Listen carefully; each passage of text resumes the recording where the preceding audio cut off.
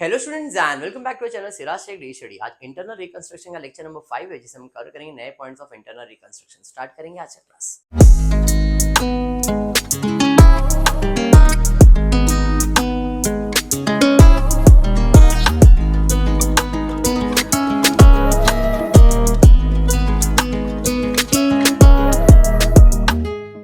Start करते सम देखते हैं क्या दिया है। Following is a summary balance sheet of Fortunate Limited as on 31 March 2012। Balance sheet बना के दिया गया। इंटरनल रिकंस्ट्रक्शन में क्या करना होता है, इस बैलेंस शीट को रिकंस्ट्रक्ट करना होता है और हम नहीं करेंगे, जैसा बोला है वैसा हम रिकंस्ट्रक्शन करेंगे। क्या दिया है, तो सबसे पहला दिया है contingent liability. What do mean by contingent liabilities? दे भी सकते हैं, नहीं भी दे सकते हैं, मतलब हो भी सकता है, नहीं भी हो सकता। अभी खाली इंफॉर्मेशन है, उसके बाद एडजस्टमेंट में बोला रहेगा तो वो एडजस्टमेंट सॉल्व करेंगे, नहीं तो इग्नोर ही मारना है।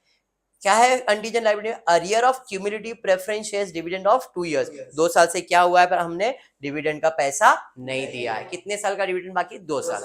बोलेगा तो पे करेंगे, नहीं बोलेंगे तो इग्नोर मारेंगे। आगे क्या दिया है, claim for damage pending in a court of law ₹1 lakh. हमारे कोर्ट के अंदर कोई केस चल रहा है, उसके बाद क्लेम कितने का चल रहा है? 1 लाख। अब ये मटेरियलाइज भी हो सकता है, नहीं भी हो सकता है, डिपेंड करता है। चलिए ठीक है। Board of directors wish to show the realistic picture of the state of affairs of the company's position and the following scheme of reconstruction was duly approved. पहला क्या है, 8% preference shares of 100 each were to be reduced to equal number of fully paid preference shares of 60 each. इसका मतलब क्या होगा? इसका मतलब है 100 वाले शेयर्स थे हमारे, है क्या नहीं? 100 वाले शेयर्स थे, अब कितने वाले हो जाएंगे भाई? तो यहाँ पे बोला 60 रुपए होंगे, मतलब वे रेड्यूस टू 60 आ गया ना। पुराना शेयर जाएगा, नया शेयर, क्योंकि यहाँ पे वर्ड यूज कर लिया है फुल्ली पेड। इक्वल नंबर मतलब पहले जितने थे अभी भी उतने रहेंगे, खाली पहले 10 वाले थे, 100 वाले थे, अब कितने वाले हो जाएंगे? तो पुराने शेयर्स जाएंगे और नए शेयर्स आएंगे। बैलेंस क्या आएगा? Profit and loss. Same goes with equity shares of 10 each to be reduced to an equal number of fully paid up shares of 2.5 each. समझा?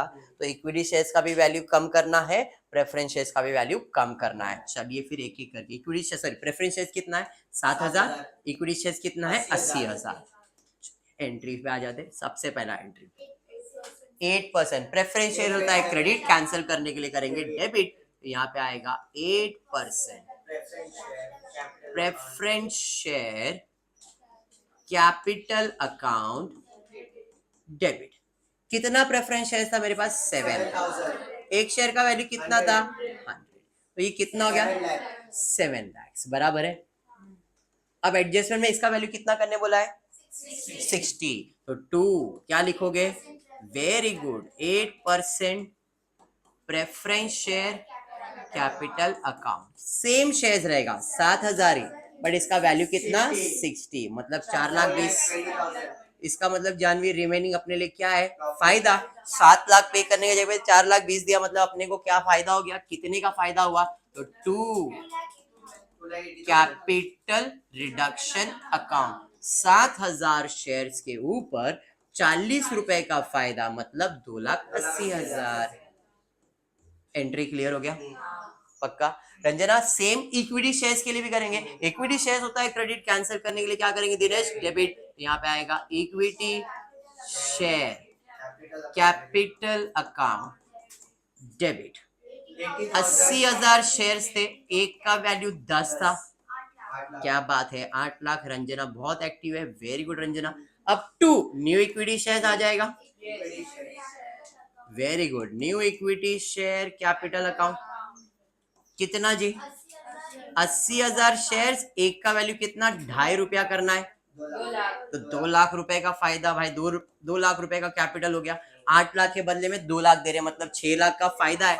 जो भी फायदा है किधर जाएगा? कैपिटल रिडक्शन अकाउंट के अंदर। कितना? 6 लाख। 80,000 शेयर्स इंटू 7.5 करोगे तो भी सेम आंसर आएगा। तो पहला एंट्री क्लियर हो गया। अभी तक क्लियर है यहाँ तक? तो आपका फर्स्ट एंट्री इज डन।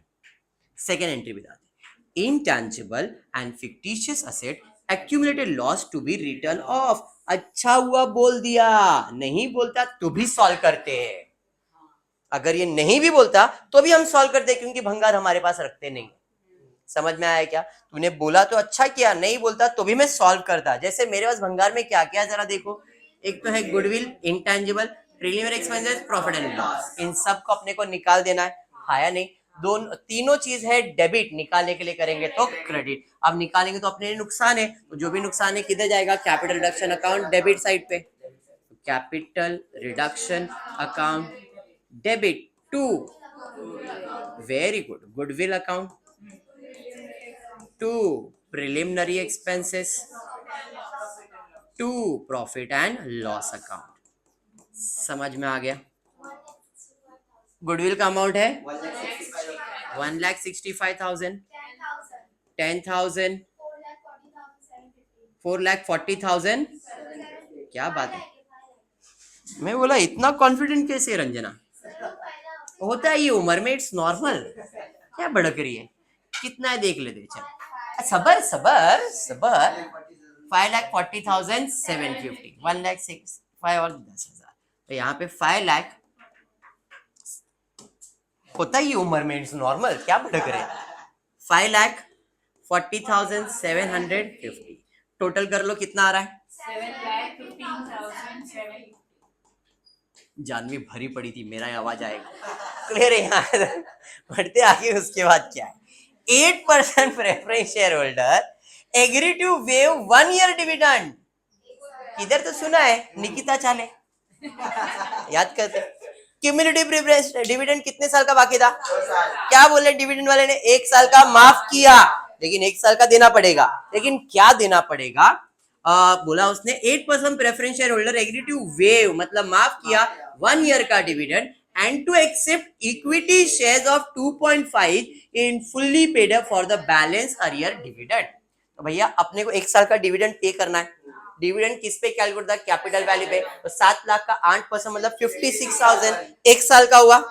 तो 2 साल का है, तो दूसरे 1 साल का तो माफ किया उसकी एंट्री नहीं, बट जो पे कर रहे उसकी एंट्री आएगी। समझ में आया क्या? पे क्या करने का है? इक्विटी शेयर्स पे करना है, मतलब शेयर्स जाएगा। क्या बात है? तो शेयर्स जाएगा to equity share capital account, बराबर है।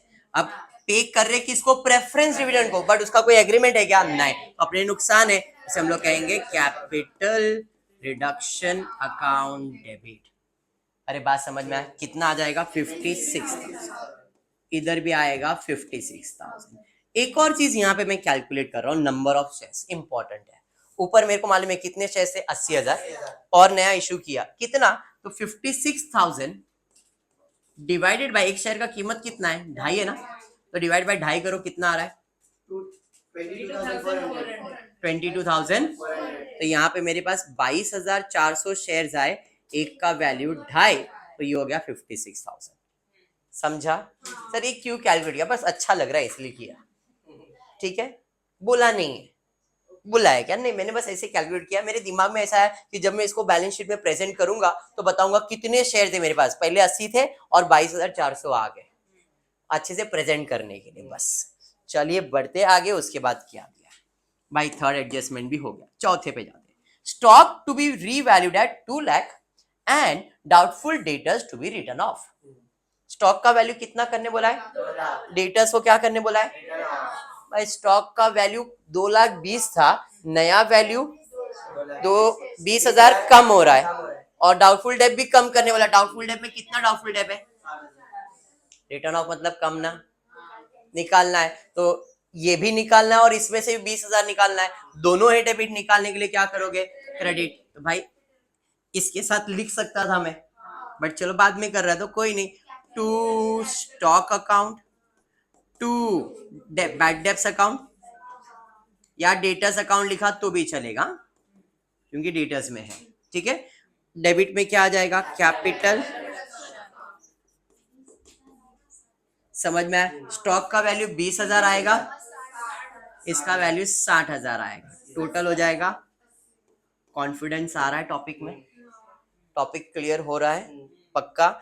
चलिए बढ़ते आगे, उसके बाद क्या है जी भाई? ये भी हो गया।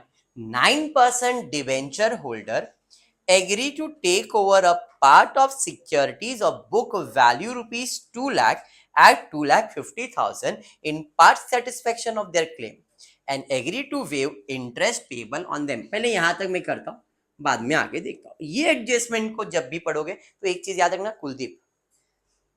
कुलदीप आया मेरे पास, उसको मेरा एसी पसंद आ गया. एसी बोला सर दे दो मेरे को एसी. मेरे को मालूम था जिनल ने पिंच मारा, अरे सर इतने का ही है. मेरा चुप रहे, पहले बेचने दे. समझ में आया? तो यहाँ पे क्या हुआ, मेरे पास डिबेंचर होल्डर आया और डिबेंचर होल्डर ने क्या बोला, भाई तेरा प्लांट पसंद आया मेरे को, प्लांट का कीमत कितना है, मेरा पसंद आया, लेकिन मैं तेरे को कितने में बेच रहा हूँ, 2 लाख का सामान 2.5 लाख में बेच रहा हूँ, मतलब 2.5 लाख का क्लेम सेटल कर रहा हूँ. मैं उसको क्या बोल रहा हूँ, तेरे को जो भी पैसा देने का है ना, पैसा नहीं है मेरे पास, सर एसी पसंद आया दे दो ना मेरे को एसी. कितने का एसी, मेरा 2.5 लाख रुपए का एसी है, कीमत था 2 लाख, मैंने उसको कितना बोला, अरे ठीक है सेटल कर दो. मतलब मैंने क्लेम कितने का सेटल किया, कितना देके, मेरे लिए 50,000 का क्या हो गया. समझ में आ गया? तो डिबेंचर होता है क्रेडिट. देखो डिबेंचर 3.5 लाख का था, यहाँ पे दिया secured on land and building, मतलब यहाँ पे उसको क्या चीज पसंद आया है, लैंड एंड बिल्डिंग. पिछले बार में कुछ भी नहीं बोला था, इधर उसने लैंड एंड बिल्डिंग बोला है, तो हम लोग उसको लैंड एंड बिल्डिंग देने वाले, जिसका कीमत कितना है, 2 लाख रुपए. बराबर है. चलिए, डिबेंचर होता है क्रेडिट, कैंसिल करेंगे तो क्या हो जाएगा, डेबिट. तो भाई डिबेंचर हो जाएगा डेबिट. Very good. तो यहाँ पे आएगा कितना परसेंट डिबेंचर, एक बार चेक करो कितना परसेंट डिबेंचर था, 9%. Very good. तो यहाँ पे डेबिट में आ जाएगा 9% डिबेंचर अकाउंट डेबिट. कितने का डिबेंचर सेटल कर रहा हूं, 2.5 लाख का. क्या देखे, land and building 2, land and building. कितने का बिल्डिंग है, 2 लाख का है ना, तो अपने लिए तो फायदा है. Very good. Capital reduction account. कितना, लॉजिक क्लियर, 100%. बट एडजस्टमेंट में आगे भी बोला है, क्या बोला था, and agree to waive interest payable on them. कोई इंटरेस्ट पेबल है, हाँ जी, इंटरेस्ट ऑन डिबेंचर्स दिया है, कितना, वेव कर दिया उसने, माफ कर दिया, मतलब मेरे लिए फायदा हो गया. डिबेंचर इंटरेस्ट है क्रेडिट, माफ करेंगे तो क्या हो जाएगा, डेबिट. तो यहाँ पे आ जाएगा interest on debenture account debit 2, फायदा है, कैपिटल रिडक्शन अकाउंट 15,750, 15,750. एंट्री समझ में आ गया.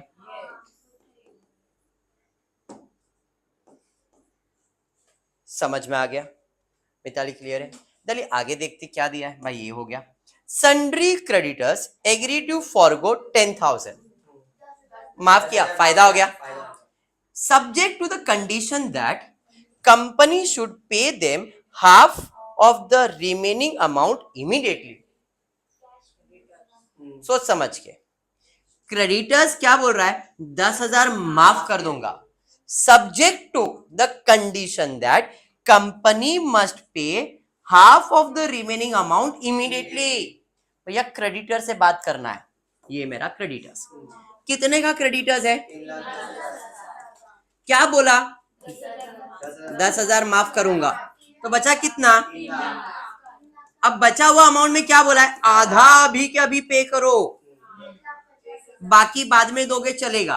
तो बाकी के बारे में तो सोचेंगे नहीं, मतलब कितने का क्लेम सेटल हो रहा है, 1.5 और 10, 1,60,000, जिसमें से ये फायदा होगा और ये पैसा जाएगा, मतलब अपना क्रेडिटर्स कितने का सेटल हुआ, 1,60,000 का. समझ में आ गया.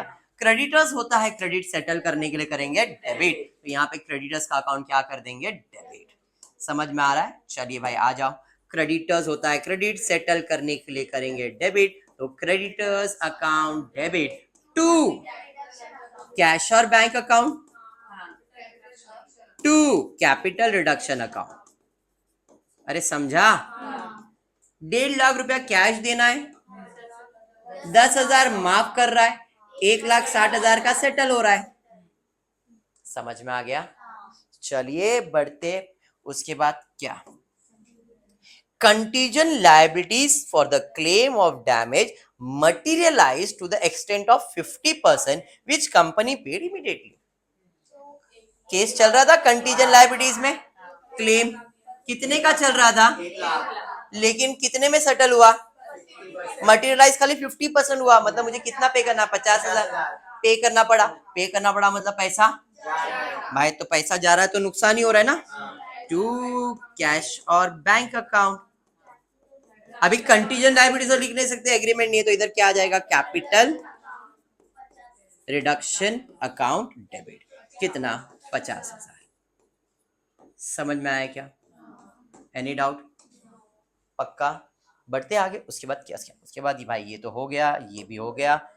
Director agree to convert their loan into equity shares of 2.5 each fully paid. Director का लोन है क्या, हाँ जी है।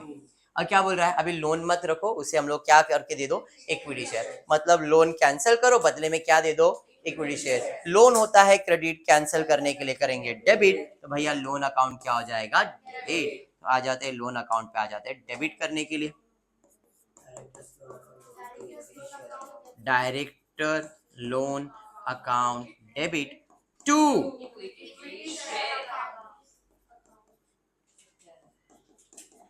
अभी यहाँ पे कोई फायदा नुकसान होगा क्या, नहीं। 70,000 के बदले में 70,000। अब फिर से मैं और एक चीज इधर कैलकुलेट करूंगा, नंबर ऑफ शेयर्स कैसे, तो 70,000, एक शेयर का वैल्यू कितना, 2.5, डिवाइड कर दो 28,000 शेयर्स, एक का वैल्यू 2.5। सर क्यों किया, मेरी मर्जी, अच्छा लग रहा है, समझ में आया। और कोई एडजस्टमेंट है क्या, नहीं। मैंने भंगार बेच दिया, हाँ, मतलब मैंने पूरा सम सॉल्व कर दिया। अब क्या करना है भाई, अब मेरे को कैपिटल रिडक्शन अकाउंट प्रिपेयर करने का। चलिए ठीक है, कैपिटल रिडक्शन अकाउंट प्रिपेयर कर लेते। अब क्वेश्चन में पूछा है कैपिटल रिडक्शन क्या, देखो जरा, पूछा है, pass journal entries and prepare capital reduction account in the books of Fortunate, prepare balance sheet of the company. Balance sheet इल है, समझ में आ गया। बैलेंस शीट को बाद में करेंगे, अभी के लिए अपने इंपॉर्टेंट क्या है, कैपिटल रिडक्शन अकाउंट। फेयर में पूछा है, तो फेयर में पूछा तो कॉलम्स बना के सॉल्व करोगे। कॉलम्स के अंदर date, particular, amount, date, particular और अमाउंट, ऐसा कॉलम बनता है। हाँ, आप डेट नहीं बनाओगे तो भी चलता है, पर्टिकुलर रुपीज बनाया तो भी चलेगा। समझाइए आपको, पक्का। अभी मैं सिर्फ एक रफ बना रहा हूं, बट आप इसे फेयर बना सकते हो, ओके है। कभी कभी क्वेश्चन में ना जर्नल एंट्री नहीं पूछते, क्वेश्चन में डायरेक्टली आपको खाली कैपिटल रिडक्शन अकाउंट भी पूछेंगे, उस टाइप का भी सम करवाने वाला हूं। बिना जर्नल एंट्री के भी कैपिटल रिडक्शन बनाया जा सकता है, और वो सबसे इजी रहता है। हाँ, अगर खाली कैपिटल रिडक्शन अकाउंट पूछा है ना, तो वो सबसे इजी रहता है। क्यों, खाली उधर खाली सोचने का, इस एंट्री से फायदा है क्या नुकसान है, फायदा है क्या नुकसान है, फायदा है क्या, और जितना फायदा जितना नुकसान खाली उसकी एंट्री पास करनी होती है। उधर कितना आया कितना गया कुछ भी नहीं। जैसे पहले मेरी एंट्री थी, रेफरेंस शेयर का वैल्यू कम किया, तो अपने लिए फायदा कि नुकसान खाली उतना सोचने का, तो सर फायदा कितना, फायदा उसकी एंट्री पास करो खाली, वो बहुत इजी रहता है। बट स्टूडेंट कंफ्यूज रहते हैं, क्योंकि उनकी इसकी हैबिट होती है। जब जर्नल एंट्री की हैबिट होती है ना, और खाली कैपिटल डिसीजन बनाने में, सर हमने तो इससे पोस्ट करने का सीखा है, इसके लिए उनको डिफिकल्ट पड़ता है। बट डोंट वरी, मेरे पास है, अपन सब सॉल्व करेंगे, ठीक है। चलिए अब इधर रफ में आ जाता हूं मैं। कैपिटल रिडक्शन के अंदर सबसे पहला फायदा ही हो रहा है। अब मैं ये ट्राई करता हूँ कि डायरेक्टली सॉल्व करके देखता हूँ, फिर अपन क्रॉस चेक करते, थोड़ा सा टाइम जाएगा चलेगा, बट डायरेक्ट ट्राई करते। मैं इसको नहीं देखता हूँ, इधर से स्टार्ट करता हूँ। सबसे पहला एंट्री कंटीजेंट था, फिर इधर बोला 8% preference shares of 100 each to be reduced to equal number of fully paid preference shares of 60। पुराना जाएगा नया आएगा, 100 वाला गया 60 वाला है, मतलब कितने का फायदा हुआ, फायदा हुआ। जो भी फायदा है कैपिटल रिडक्शन अकाउंट में, क्रेडिट में कितना, 7,000 शेयर्स इंटू 40, कितना, 2,80,000। तो भाई अपने को क्रेडिट साइड पे जाना और क्या लिखने का, by, very good, 8% preference shares, कितना, 2,80,000। बस इतना ही सॉल्व करना था इस एंट्री में, समझ में आया। आगे दिया है इक्विटी शेयर्स 10 वाला कितना कर दिया, 2.5, मतलब 7.5 रुपए का फायदा हुआ। कितने शेयर्स पे, 80,000 शेयर्स पे, तो 80,000 इंटू 7.5 करो, 6 लाख रुपया फायदा हो गया। जो भी फायदा है कैपिटल रिडक्शन अकाउंट में क्रेडिट साइड पे, बाय इक्विटी शेयर्स। अरे समझ में आया क्या, 6 लाख रुपए। देखो आपने एंट्री में कैपिटल रिडक्शन क्रेडिट किया हुआ है, समझा डायरेक्ट कैपिटल रिडक्शन कैसे बनता है, कॉन्फिडेंस आएगा। हाँ, चलिए देखते हैं नेक्स्ट एंट्री आप कैसे सॉल्व करते हो। Intangible fictitious asset to be written off. Asset का वैल्यू कम करेंगे तो क्या अपने लिए लॉस है, जो भी लॉस है कैपिटल रिडक्शन में डेबिट में जाएगा। कौन सा अमाउंट, गुडविल का अमाउंट, प्रिलिमिनरी और प्रॉफिट लॉस, सबका अमाउंट डेबिट साइड पे जाएगा।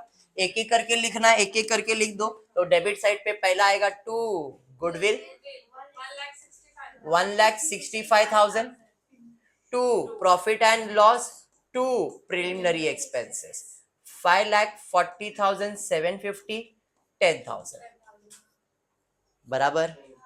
तो मैंने बिना जर्नल एंट्री के भी इसको सॉल्व कर दिया है। कैपिटल रिडक्शन अकाउंट डेबिट में सब अमाउंट जाएगा, समझा। नेक्स्ट देखते हैं क्या है। 8% preference shares, 8% preference share holder agree to waive 1 year dividend and to accept equity shares of 2.5 एक साल का माफ किया, जो माफ किया उसकी तो एंट्री नहीं है, बट उनको अपने को क्या देने का, इक्विटी शेयर्स देने का। अब जब मैंने इक्विटी शेयर्स दिया तो मेरे लिए तो नुकसान हो गया, और जो भी नुकसान है वो कहाँ जाएगा, डेबिट साइड पे। कितना दिया, 2.5 रुपया दिया, एक साल का डिविडेंड, और एक साल का डिविडेंड मैंने कैलकुलेट किया था इसके ऊपर 56,000। हाँ जी, तो लॉस है, जो भी लॉस है कैपिटल रिडक्शन अकाउंट में डेबिट साइड पे, टू इक्विटी शेयर्स कितना 56,000, समझा एंट्री अभी था। नेक्स्ट उसके बाद क्या है बेटा, ये भी हो गया। स्टॉक रीवैल्यू किया 2 लाख में, डाउटफुल डेब्ट रिटर्न ऑफ किया पूरा, डाउटफुल डेब्ट 60,000 कम हुआ, स्टॉक 20,000 कम हुआ, असेट का वैल्यू कम है तो लॉस है, जो भी लॉस है प्रॉफिट एंड लॉस यानी कैपिटल रिडक्शन अकाउंट में डेबिट साइड पे, to stock account, to doubtful डेब्ट या तो डेटर्स अकाउंट, डेटर्स 60,000, ये 20,000। सेम चीज इधर किया है आपने, तो जब मैं पोस्टिंग करता तो भी यही चीज करता, डायरेक्ट कर रहा हूं तो भी यही कर रहा हूं। ओके नेक्स्ट मिताली, उसके बाद क्या दिया है देखो जरा। उसके बाद दिया है 9% debenture holder agree to take a plan. इधर अपने को 50,000 का प्रॉफिट हुआ और 15,750 का भी प्रॉफिट हुआ, हाँ ना, दोनों प्रॉफिट है। तो इधर खाली प्रॉफिट एंड लॉस की एंट्री पास करूंगा, कितना प्रॉफिट हुआ डिवेंचर्स में, तो बाय 9% डिवेंचर्स कितने का, 50,000 का फायदा, बाय इंटरेस्ट ऑन डिबेंचर्स कितने का फायदा, 15,750। लॉजिक क्लियर है ना।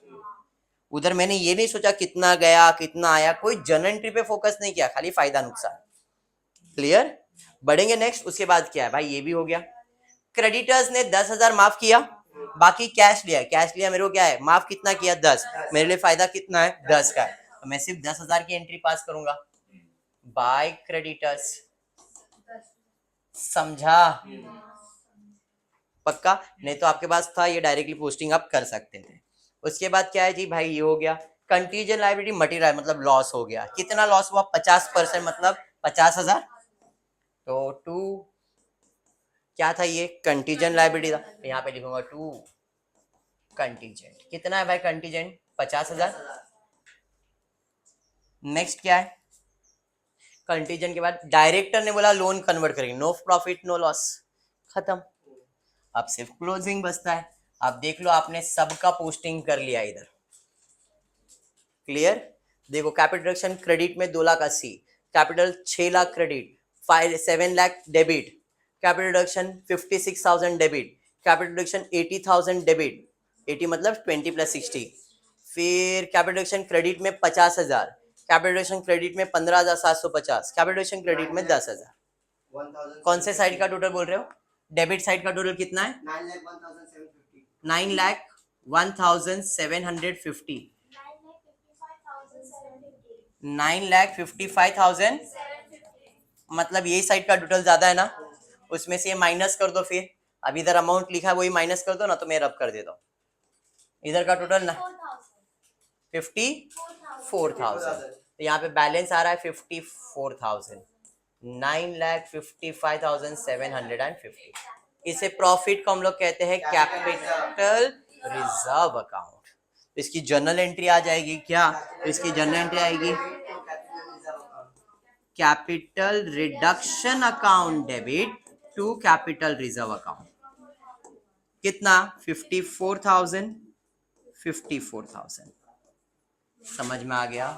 तो मैंने यहाँ पे आपको डायरेक्ट कैपिटल रिडक्शन भी एक्सप्लेन कर दिया, जर्नल एंट्रीज भी कर दिया है, बराबर है। खाली अब इसके अंदर क्या बचता है, बैलेंस शीट, खाली बचता है बैलेंस शीट। सम्स ऐसे ही आएंगे, ऐसे ही एडजस्टमेंट है इस टॉपिक के अंदर। डिफिकल्ट से डिफिकल्ट सम में एडजस्टमेंट में डिफिकल्ट क्या आएगा, शेयर्स का वैल्यू को थोड़ा मॉड्यूलेट करके दे देंगे, थोड़ा भाषा चेंज करके देंगे, बट कंसेप्ट यही रहेगा। इसके बाहर का कुछ भी कंसेप्ट आपके सिलेबस में नहीं है, चाहे टीवाई बैफ हो चाहे बीकॉम हो। क्लियर है? आज के लिए इतना ही करते हो। वीडियो पसंद आए तो प्लीज वीडियो को लाइक कर देना, फ्रेंड्स ग्रुप में शेयर करना, चैनल को सब्सक्राइब करना। Thank you for watching the video.